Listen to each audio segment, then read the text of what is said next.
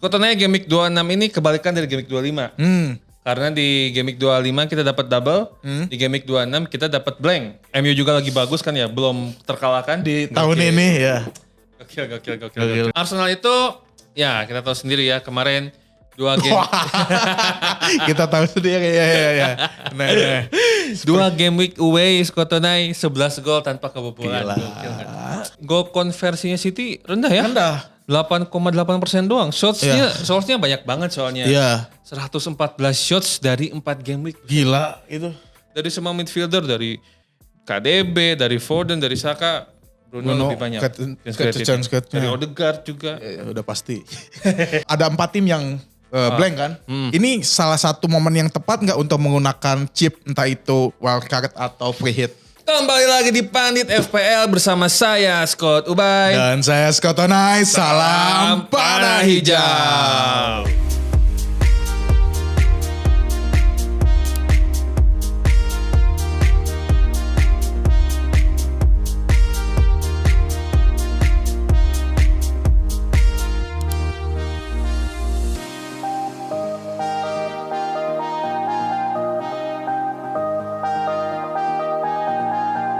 Skotonai episode ini adalah episode roasting Haaland ya. Roasting Haaland.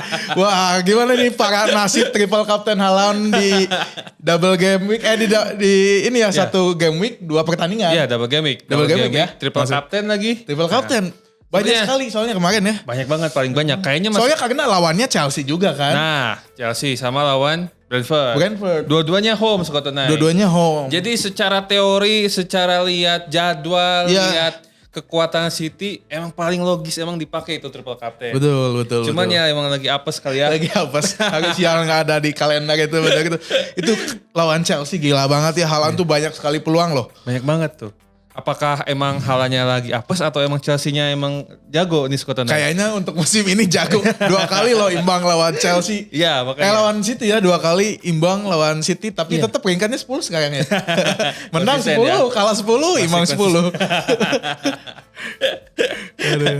Double game week kemarin emang ini ya emang lumayan mengejutkan ya. Mengejutkan. Terus kita juga mau ini dulu, disclaimer dulu kalau ini kita take-nya hari Rabu ya. Jadi match si Liverpool lawan Luton belum kelar gitu. Ya. Jadi ya supaya nggak ketinggalan deadline. Gitu. Nah, Skotonai Game Week 26 ini kebalikan dari Game Week 25. Karena di Game Week 25 kita dapat double, di Game Week 26 kita dapat blank. Blank ya? Siapa aja yang blank? Tim yang blank itu ada 4 tim. Chelsea, Liverpool mau main di final. Luton Town sama Spurs. Ini gara-gara Chelsea sama Liverpoolnya mau main di final gitu. Ya final Carabao Cup final Carabao Cup gitu. Nah, turnamen yang sangat penting Carabao itu karena untuk menambah koleksi ya, koleksi gelar bagi Chelsea setelah musim ini terpuruk atau Liverpool perpisahan bagi Klopp kan ya. Betul. Tapi menurut Scott Ubay nih ada 4 tim yang blank kan. Ini salah satu momen yang tepat nggak untuk menggunakan chip, entah itu wildcard atau free hit? Mungkin kalau misalkan di timnya banyak punya aset Liverpool ya mungkin ya. Karena di game week, karena kemungkinan kan karena di game week 25 ada double Liverpool jadi punya 3 aset Liverpool. Masih punya Palmer, masih punya Richarlison misalnya, sehingga ada kurang dari 6 players yang siap main di game week 26. Mungkin itu waktunya pakai free hit gitu. Tapi kalau menurut saya pribadi selama ada minimal 8-9 pemain yang pasti main gitu kan masih di aman ya? 26, menurut saya masih aman gitu. Asalkan si pemain-pemain yang udah ada di timnya itu punya potensi bagus dalam jangka panjang gitu. Jadi nggak harus banyak melakukan transfer di game-game berikutnya. Gitu sih untuk soal free hit ya. Menarik. Tapi soal wildcard kembali lagi sebenarnya kalau wildcard lebih advance lagi karena harus lihat jadwal secara keseluruhan gitu, gak cuma jangka pendek, gak cuma lihat di game week 26 doang kalau wildcard, harus lebih panjang lagi lihatnya gitu. Jadi kesimpulannya boleh menggunakan free hit kalau banyak pemain dari keempat tim ini. Kalau wildcard mungkin lebih panjang dipikirkan lagi ya, karena bakal ada blank dan double ke depannya ya. Masih banyak kemungkinan, apalagi kalau misalkan Arsenal masuk Final Champions League itu ya udah kan? pasti sih. Takutnya kan jadi blank terus nanti bakal ada double gitu kan. Siapa tahu. Iya. Tahu. Percaya sih Arsenal final Champions League. Oke, Skotone, sebelum kita masuk ke Scott Pick Game Week 26, kita ingatkan kembali kalau punya hadiah bulanan, gak cuma hadiah akhir musim, sehingga jangan lupa untuk terus ikutin sosial medianya, ada di Instagram, ada di X, ada di TikTok, ada di YouTube-nya juga, jangan lupa di subscribe. Oke, Skotone masuk ke Game Week 26 nih. Formasi. Nah, ini formasi kayaknya cocok pakai 352 lagi ya. Tetap balik lagi ke 352, kemarin kita pakai 343. Karena ini ternyata para gelandang terus mendulang poin yang cukup besar ya. Yap, karena di samping itu juga kemarin kita pakai 3 striker karena kita punya 3 striker double game week gitu. Ya. Toney, Haaland sama Darwin Nunes. Gitu. Ya. Sehingga sekarang kan udah gak ada yang double, jadi lebih objektif lagi lah gitu. Lihatnya gak cuma lihat dari double game weeknya. Oke, langsung aja nih di posisi kiper. Posisi kiper Siapa kita sebenarnya ini di posisi kiper sebenarnya agak sulit Skotone karena sulit ya?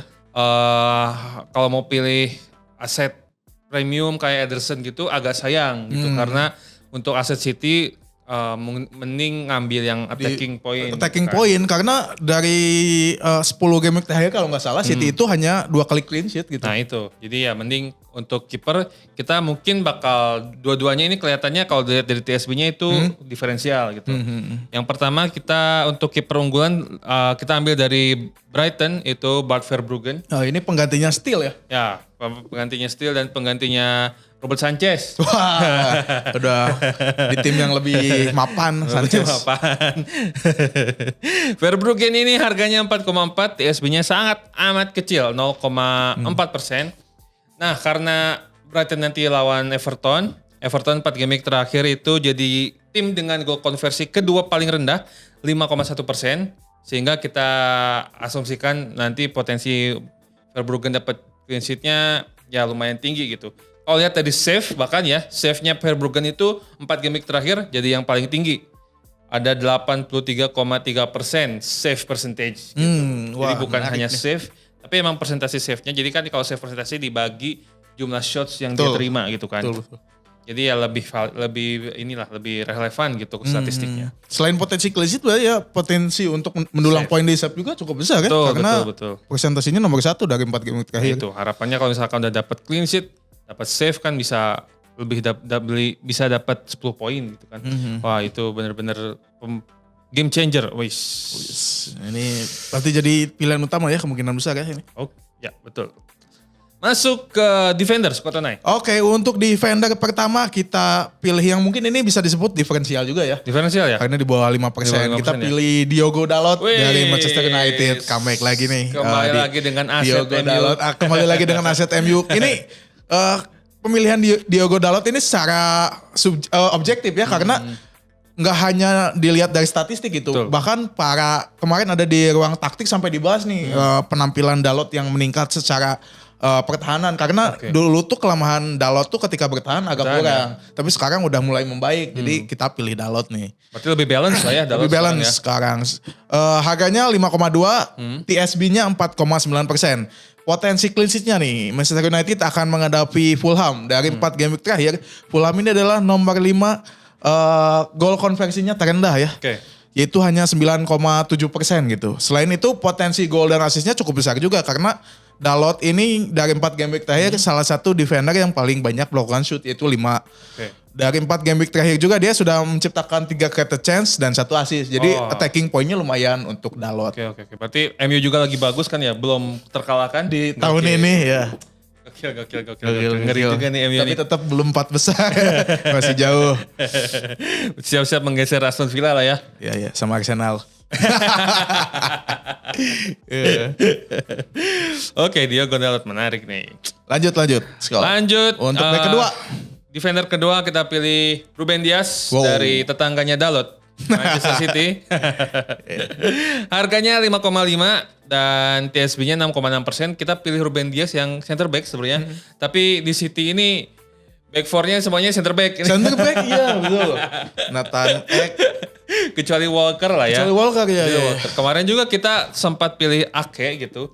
Cuman ternyata kemarin lawan Brentford malah gak dimainin Ake gitu. Gak dimainin ya.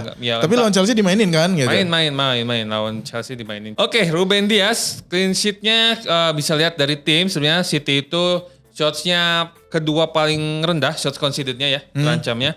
Hanya ada 37 dalam 4 game week terakhir dan baru kebobolan 3 gol. Wow. Dan lawannya adalah Bournemouth. Bournemouth ini 4 game week terakhir gol konversinya keempat rendah, berarti lebih rendah dari Fulham berarti. Fulham. Cuman ada 9,1%. Terus Ruben Dias juga punya potensi gol karena 4 game week terakhir dia jadi back dengan shots ketiga terbanyak. Ada 6 shots dalam 4 game week. Dan kalau lihat dari kepastian posisi ya, dibanding Vardiol, dibanding Ake juga Ake, kan nggak gitu pasti gitu. Akanji, kayaknya Ruben Dias lebih pasti Lebih gitu. pasti Kayaknya ya. ya, cuman ya nggak ya pep roulette lah ya. Ya, Ini menduga-duga juga gitu. Tapi ya Ruben Dias feeling sih kayaknya punya kepastian posisi lah di back gitu. Ini Bournemouth juga mengalami penurunan ya. Ya, Solanke dan siapa yang itunya yang di midfielder tuh Billing ya kalau nggak Billing. salah. Iya. Oke, next yang ketiga siapa nih? Oke, untuk defender terakhir kita pilih Alex Moreno dari Aston Villa. Oke. Secara harga 5,1, TSB-nya ini masih ini juga ya, 3%. Ini semuanya untuk defender di bawah 10% semua ya. Nyari yang murah-murah. Dari yang murah-murah, iya.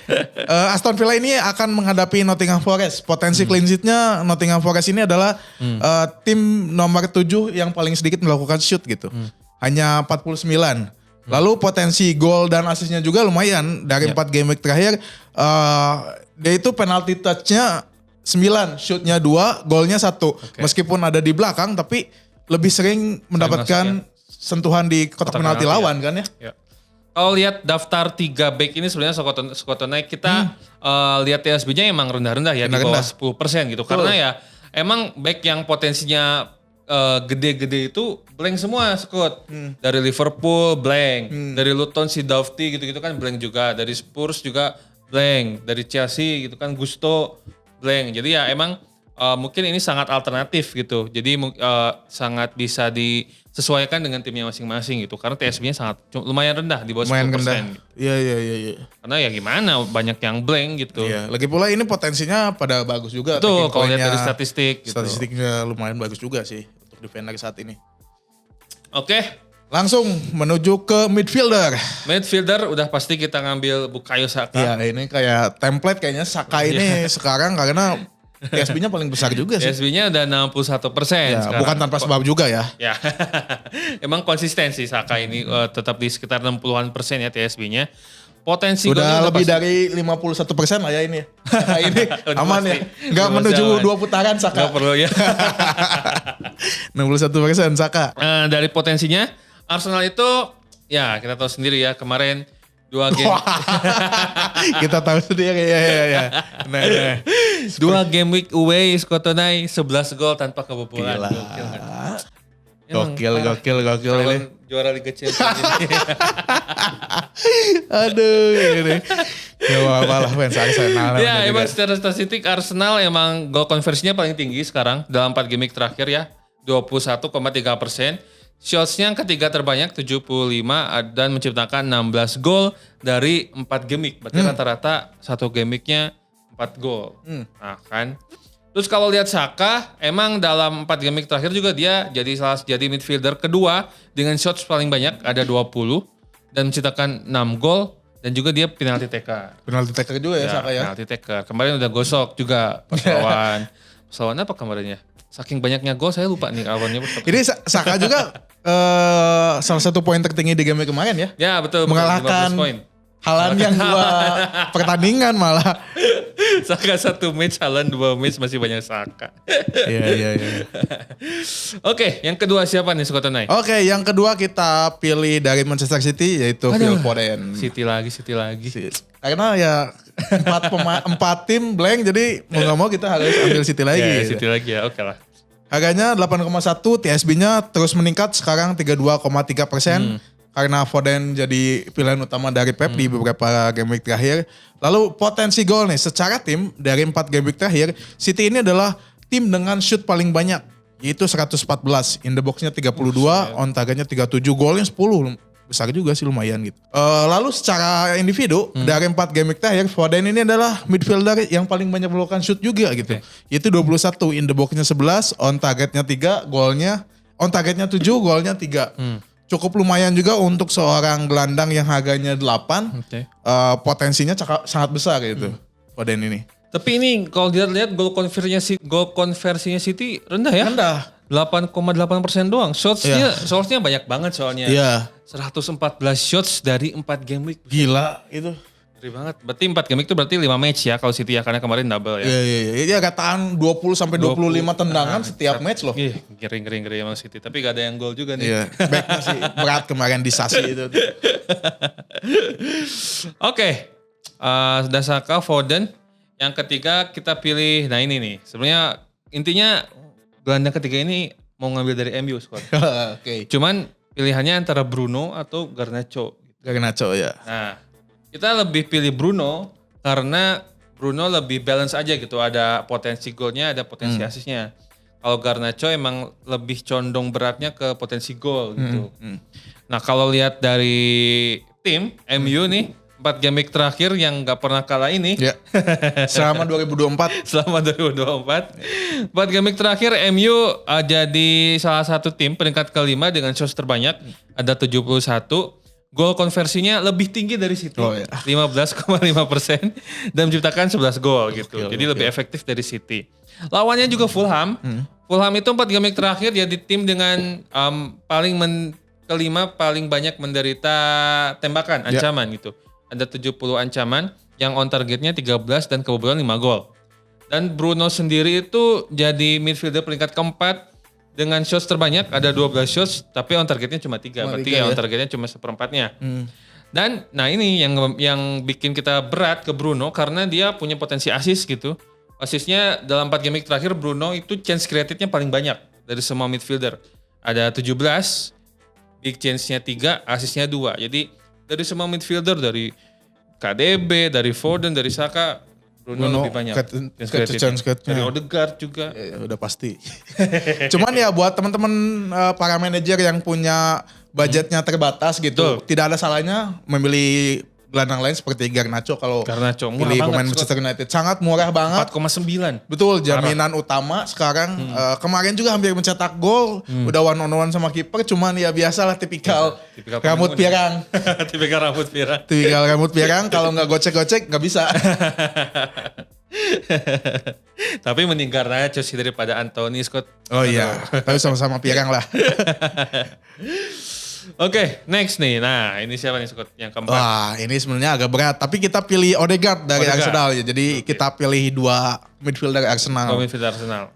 Yang kaptennya Arsenal nih. Harganya 8,4, TSB-nya lumayan juga 15%.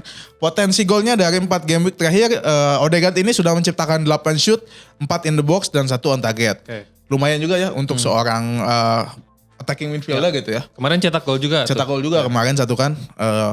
1 gol 1 assist kalau nggak salah kan kemarin juga kan. Lalu dari 4 game week terakhir Odegaard ini, kalau tadi Bruno pertama, Odegaard ini kedua yang created chance-nya paling banyak, yaitu 17. Sebenarnya sama ya Odegaard sama Bruno ini. Cuman big created chance-nya lebih banyak, yaitu 5. Assist-nya udah 3. Bagus banget ini untuk teman-teman yang manajer yang mau pilih Odegaard dengan misalnya Saka 9 kemahalan, Odegaard juga menjadi alternatif lain. Tapi karena kita potensinya bagus, kita pilih dua-duanya. Dua-duanya aja gitu. Apalagi kan Liverpoolnya blank gitu. Kita mau pilih Salah juga nggak bisa. Salah kan cedera ya? Salah cedera. Dias. Kita mau pilih Sterling blank juga. Blank juga. Oh ketawa ini serius. Kemarin cetak gol Sterling. Masalahnya mau nggak blank juga kayaknya nggak dipilih juga. Wah. Parah ini. Sentimen Chelsea. Serang-serang lagi di kolom komentar. Oke. Terakhir, nah ini kita pilih Pedro Neto yang sudah kembali dari cedera ya. Dari Wolves, harganya 5,7. Siapa tahu ada yang butuh referensi buat ganti Palmer gitu kan yang blank karena harganya mirip-mirip. Jadi mungkin bisa beralih ke Neto gitu. Nah, harganya 5,7, TSB-nya masih kecil 4,20%. Dan di 4 game week terakhir Wolves itu gol konversinya lumayan, peringkat ke-8 ada 15,3%. Shots-nya 59, menciptakan 9 gol dan lawannya adalah Sheffield. Nah, Sheffield ini ya. Sheffield yang masih di zona degradasi. 4 game week terakhir Sheffield itu jadi salah satu tim yang paling sering terancam, ada 70 ancaman yang targetnya 27 dan kebobolan 14 gol. 14 gol. 14 gol 4 game week terakhir. Jadi ya sangat layak dipakai Neto mumpung lawan Sheffield. Dan Neto sendiri secara individu meskipun baru balik dari cedera ya. Langsung Shootnya bersinar. banyaknya juga ya. Shots-nya 12. 12 loh. Peringkat keempat terbanyak dari semua midfielder. In the box-nya 10, targetnya 5 dan 1 gol gitu. Apalagi kan sekarang Wolves udah pada balik lagi tuh. Ya. Si Huang udah balik. balik lagi ya. Ini Huang juga salah satu hot transfer di game week kali ini gitu. Betul. Agak diferensial, cuman Huang banyak yang milih untuk balik lagi setelah dari Piala Asia ya. Betul. Karena mungkin kita juga perlu mention ya untuk tadi yang aset Arsenal, Saka dan Odegaard, karena mungkin nanti main di Champions League mungkin harus dipantau tuh hasil pertandingan dan kabar-kabar pemainnya di situ, siapa tahu ada yang cerah dan sebagainya. Oke, Scott, masuk ke striker.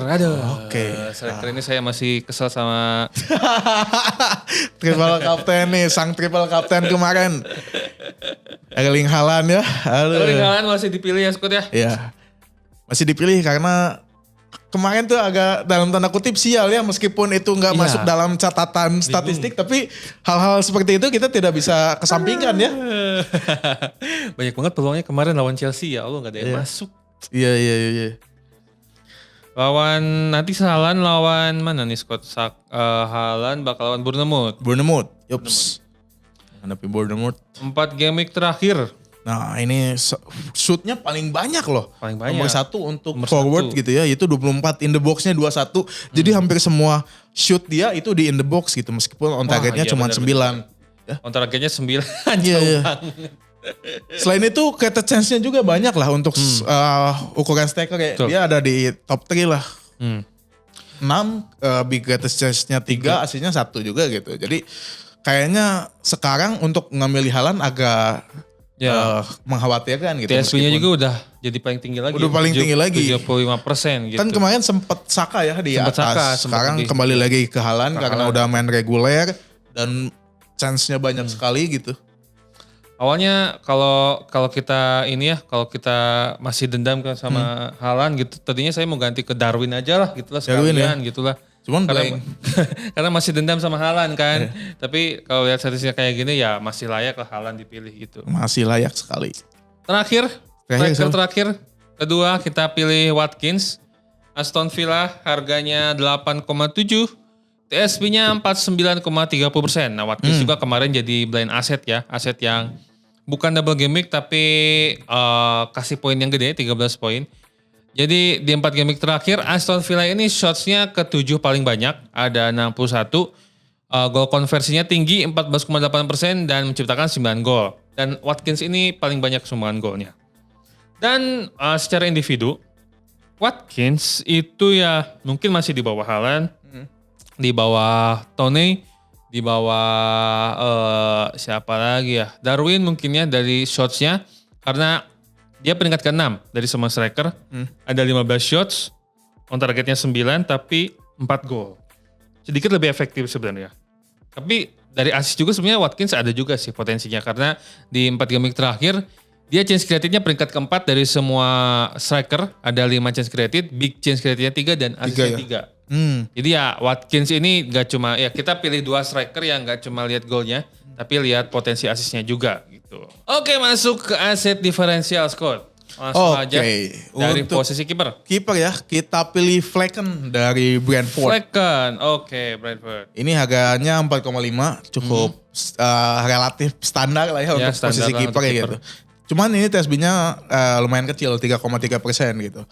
Potensi clean sheet-nya menghadapi West Ham. West Ham ini dari 4 game week terakhir ternyata gol konversinya nomor 1 terbawah. Paling rendah ya. Iya, terendah hanya 2,2%. Shoot-nya juga nomor 5 terbawah hanya 46. In the box-nya 28 dan hanya 1 gol. Waduh.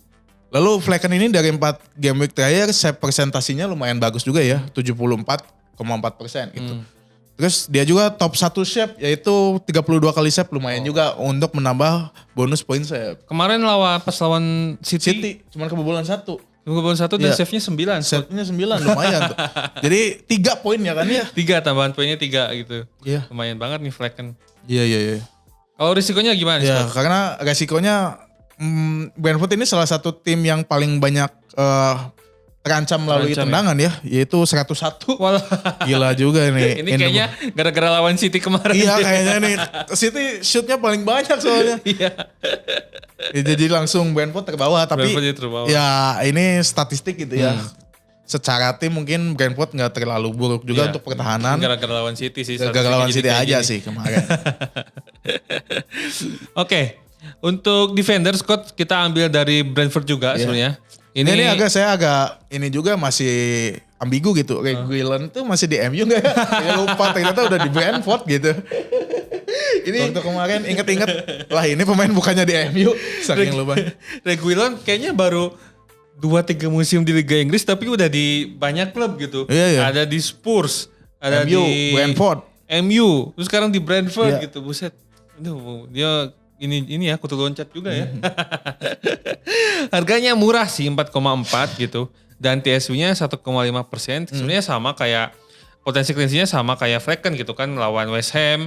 Risikonya juga sama, Brentford yang shots conceded-nya tinggi. Tapi kalau lihat dari secara individu, Reguilon ini ternyata 4 game terakhir jadi defender dengan crossing sukses paling banyak ke-5. Ada ke-6. Ada 6 cross yang sukses. Dan menciptakan 2 assist gitu. Mungkin dia peringkat ke-5 karena di atas-atasnya ya emang mungkin ada nama Trippier, ada Doherty, ada siapa pemain Liverpool gitu kan. Jadi ya dia peringkat ke-5. Ke-5 lumayan juga Tapi ya. dengan harga 4,4 sih ya worth it lah Worth it banget. untuk harga 4,4 dan TSB-nya 1,5%. Oke. Di midfielder nih siapa Scott? Ini untuk midfielder kita pilih salah satu midfielder yang mungkin di musim lalu menjadi pilihan utama ya. Nah, sekarang jadi diferensial. Gross dari Brighton. Pascal Gross. Dulu itu jadi pilihan utama ya kalau squad pick tuh sering, cuman sekarang Brighton-nya agak menurun mungkin. Ini TSB-nya masih di bawah 10%, 6,7, harganya 6,4. Potensinya dari 4 game week terakhir secara tim, Brighton ini adalah top 3 gol konversi. Cukup bagus juga, 19,2%. Shootnya 52, golnya 10 gitu. Lalu Brighton ini akan menghadapi Everton. Everton ini yang tadi sudah disebutkan juga gitu.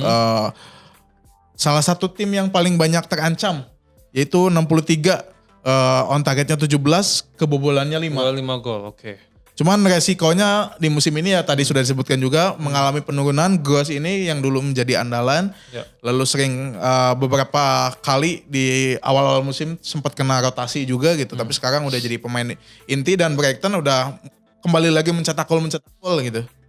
Potensi lainnya dari Gross mungkin Gross kalau nggak salah dia jadi penalti taker ya. Penalti taker betul. Ya, di Brighton ya. Jadi ya lumayan jadi poin tambahan untuk pengambilan Gross sebagai diferensial di midfielder ya. Oke. Sekarang masuk ke striker diferensial. Nah ini nama yang baru pertama kali kita promosikan. Dia dari Fulham. Bukan Jimenez, tapi Rodrigo Muniz. Rodrigo Muniz. Jujur saya baru pertama kali lihat namanya waktu riset gitu. Ini siapa Rodrigo Muniz gitu. Ternyata punya statistik yang bagus ya ternyata ya. Di 4 game week terakhir Rodrigo Muniz ini kasih 4 gol dan dengan shots ke-5 terbanyak. Ada 15 shots dari 4 game week. On targetnya 7, golnya 4. Banyak juga ya. Nah, dan nanti akan lawan MU. Ya, karena ada 3 hal yang pasti di dunia ini tuh kelahiran, kematian, MU, kebobolan gitu. Itu udah pasti kayaknya. Udah hampir pasti gitu.